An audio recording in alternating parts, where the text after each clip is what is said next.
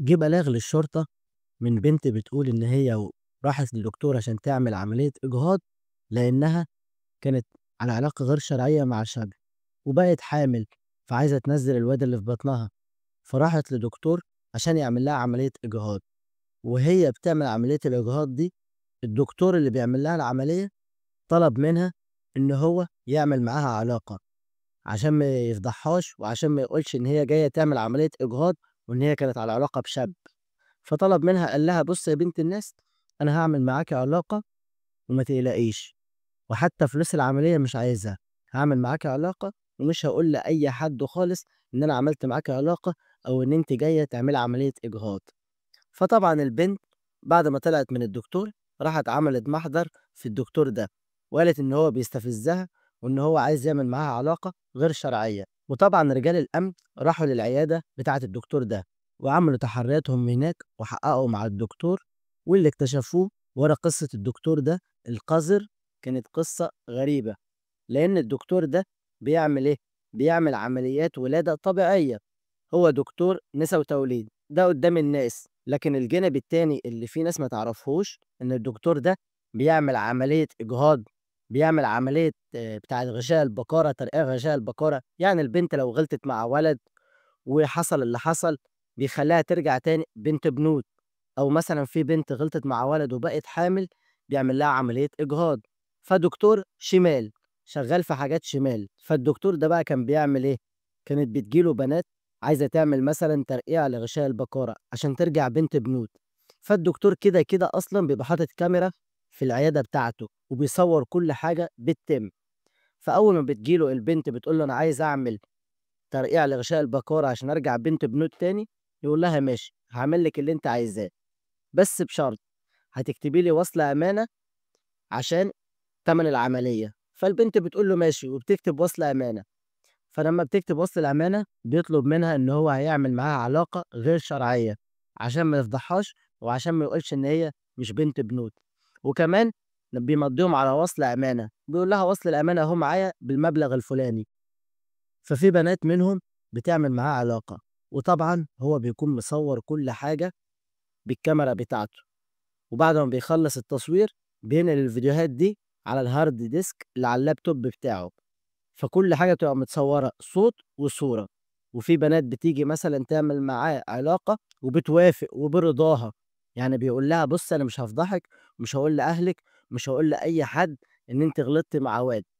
وهاعمل لِك العملية وهترجعي بنت بنوت زي الفل، بس قبل ما أعمل لِك العملية دي هنعمل علاقة غير شرعية مع بعض. وبعد ما بيخلّص الدكتور ده مع البنت وخلاص يخلّص اللي هو عمله معاها سواء علاقة غير شرعية ويعمل لها العملية، بعد فترة يروح يكلمها بالتليفون يقول لها: "بُصّي أنا مصورِك صوت وصورة وليكِ وصولات أمانة معايا، تعالي نعمل علاقة تاني مع بعض." في منهم اللي بيرضى وبييجي له تاني عشان خايفين من الفضيحة وعشان خايفين للدكتور ده يقول إن هم غلطوا مع شاب وإن هو عمل معاهم علاقة وخايفين من التصوير والفيديوهات اللي مع الدكتور ده، وكان في منهم كمان بيكونوا جايين عايزين يعملوا عملية إجهاض للطفل اللي في بطنهم، نتيجة علاقة غير شرعية مع شاب أو غلطوا مع حد، فالدكتور بيقول لهم ماشي ونفس النظام، بيكتب وصل أمانة يخليهم يكتبوا وصل أمانة وبيكون مصورهم فيديو وبيطلب منهم إن هو يعمل معاهم علاقة غير شرعية، وبدأ الحوار ده الدكتور القذر ده من 2007 وفضل لغاية 2017 بيعمل الحوار ده وما حدش اكتشف ده خالص، يعني 10 سنين بيعمل الحاجات القذرة دي جوه العيادة بتاعته، وعمل كده الدكتور ده مع 93 واحدة كانوا بييجوا له العيادة، وفي منهم بنات وستات ما كانوش عايزين يعملوا معاه علاقة، لكن كان بيجبرهم إن هو يعمل معاهم علاقة. يعني كان في بنات بيقولوا له: "لأ طبعًا إحنا مش هنعمل معاك كده، إحنا جايين نعمل عملية إجهاض، إحنا جايين نعمل عملية مثلًا لغشاء البكارة، أنت بتطلب إزاي ده؟ أنا غلطت مع شاب وجاي أصلّح غلطتي، فده مش معناه إن أنت تعمل معايا علاقة." ففي 10 منهم كان بيعمل معاهم علاقة الدكتور ده بدون رضاهم، يعني من غير ما هم يكونوا عايزين أصلًا، بس يضغط عليهم ويقول لهم فيديوهاتكم وإيصال الأمانة ويخلّيهم يعملوا معاه علاقة بدون رضاهم، وكان كل علاقة يعملها مع بنت أو واحدة ست كان بيصورها فيديو وبيحتفظ بالفيديو ده على اللابتوب بتاعه، بالرغم إن الدكتور القذر ده في 2013 في ظل ما هو بيعمل علاقات حرام مع اللي جايين له للعيادة عشان يعملوا كده، اتصاب بعجز ضعف جنسي وكان تعبان، وكان عنده ضعف جنسي وكان تعبان جدًا وما كانش يقدر يمارس علاقة، فلمّا بدأ ياخد أدوية وبدأ يتعالج، بدأ إن هو يقول لنفسه لأ أنا كويس، أنا تمام.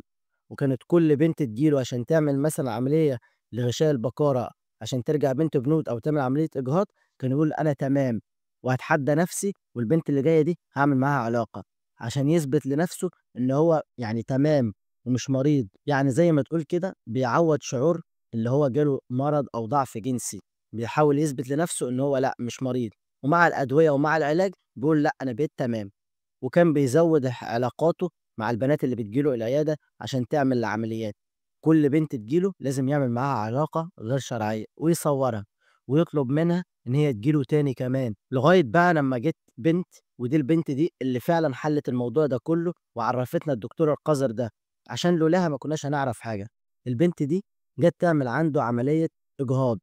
فطلب منها الدكتور ده إن هو يعمل معاها علاقة غير شرعية قبل ما يعمل لها عملية الإجهاض دي، وطبعًا البنت رفضت، وراحت قالت للممرضة، قالت لها: "هو الدكتور ده بيطلب مني كده ليه؟ وعايزني أعمل معاه علاقة غير شرعية ليه؟"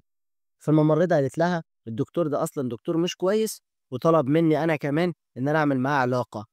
فكنت باحاول أبعد عنه، وكنت على قد ما باقدر باتجاهله، بس في نفس الوقت ما كنتش قادرة أسيب الشغل معاه لإني كنت محتاجة الفلوس." فالبنت قالت لها: "أنا هاطلع لقسم الشرطة وأعمل محضر باللي بيعمله الدكتور ده." والممرضة قالت لها: "أنا هاجي معاكِ وهاشهد كمان على اللي بيعمله الدكتور ده." والاتنين راحوا على قسم الشرطة وعملوا محضر في الدكتور ده، ولمّا حققوا معاه لقوا على الهارد بتاعه اللي على اللابتوب أكتر من 93 بنت وواحدة ست بيعمل معاهم علاقة غير شرعية جوّه العيادة بتاعته، وبيقول كمان إن في منهم ما كانش بيبقى برضاهم وبيعمل معاهم علاقة غصبٍ عنهم، وبيقول كمان إن في منهم كان بيبقى برضاهم، وكانوا بيقولوا عادي إحنا غلطنا مع شاب، إيه المشكلة لمّا نعمل الحوار ده مع الدكتور، كده هيعمل لنا العملية وخلاص الموضوع خلص وهنرجع بنت بنوت، فعادي نعمل علاقة مع الدكتور وهو يعمل لنا عملية ترقيع لغشاء البقرة ونرجع بنت بنوت وما فيش أي حاجة. فطبعًا في بنات قذرة كانت بتيجي له وبتوافق على إن هي يعمل معاها علاقة، وفي بنات طبعًا ما كانتش بتوافق، وكانت بتوافق عشان تحل الموضوع، وعشان يعني تعمل عملية إجهاض أو تعمل عملية ترقيع لغشاء البقورة، عشان ما حدش يعرف إن هي مش بنت بنوتة، فكانت بتبقى مضطرة إن هي تعمل كده، وطبعًا الاتنين غلطانين، والغلط الأكبر كمان على الدكتور القذر ده، كان بيستغل إن هو دكتور نسا وتوليد لعمليات شمال، سواء إجهاض أو ترقيع لغشاء البقارة، عمليات وحاجات شمال، ويا ريته بيستكفى بكده، لأ ده كمان البنات السيدات اللي بييجوا له يطلب منهم إن هو يعمل معاهم علاقة، يعني دكتور بيعمل عمليات شمال، وكمان بيعمل علاقات محرمة وغير شرعية مع البنات اللي جايين له، وكمان بيمضيهم على وصل أمانة، وبيصور كل ده فيديو عشان يجيبهم تاني، يعني دكتور قذر، واتحكم على الدكتور ده بالإعدام.